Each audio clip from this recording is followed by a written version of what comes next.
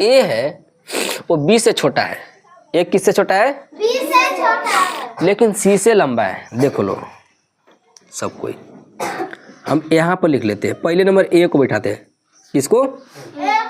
किसी को दिक्कत है यहाँ तक का? ए जो है बी से छोटा है। ए जो है वो बी से छोटा है लेकिन सी से लंबा है। हाँ, ए के रिस्पेक्ट में जो ए के बात कहा जा रहा है जी कि ए जो है बी से छोटा है लेकिन सी से लंबा है। ए है बी से छोटा है लेकिन केकरा से लंबा है? सी से। सवाल की भाषा समझना, सवाल क्या कहना चाहता है इसकी भाषा को पकड़ने की कोशिश करना। और मैथ के हर एक सवाल या रीजनिंग के हर एक सवाल, जब तुम्हें सवाल समझ में नहीं आएंगे तो तुम्हें याद रखना कि सवाल नहीं बनेंगे फिर। इसलिए पहले सवाल को समझना बहुत ज़रूरी है, बुझाया ना। हर एक सवाल को पहले 2 से 3 बार जब से नहीं पढ़ोगे तब से सवाल समझ में नहीं आ सकता है।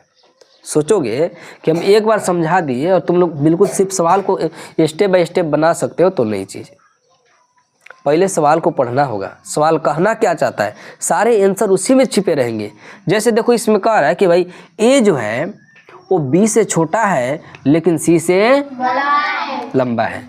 देखो डी है ए से छोटा है, जो डी है ना वो ए से छोटा है लेकिन सी से लंबा है। देखो यहाँ डी कहाँ आएगा?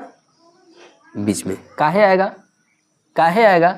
देखो जो डी है वो ए से छोटा है, डी जो है ए से छोटा है लेकिन सी से लंबा है। तो लंबा तो आगे न रहेगा, लंबा है।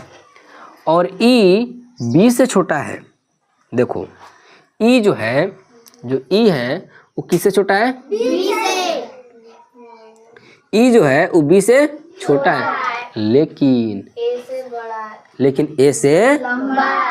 बी से छोटा, ए से लंबा। बताओ सबसे छोटा व्यक्ति कौन है? सी। सबसे छोटा व्यक्ति कौन है? सी। किसी को डाउट रत्ती भी होगा? थोड़ा सा भी डाउट हुआ किसी को? अगर किसी को डाउट हुआ होगा तो फिर खड़ा होकर के पूछ सकते हो।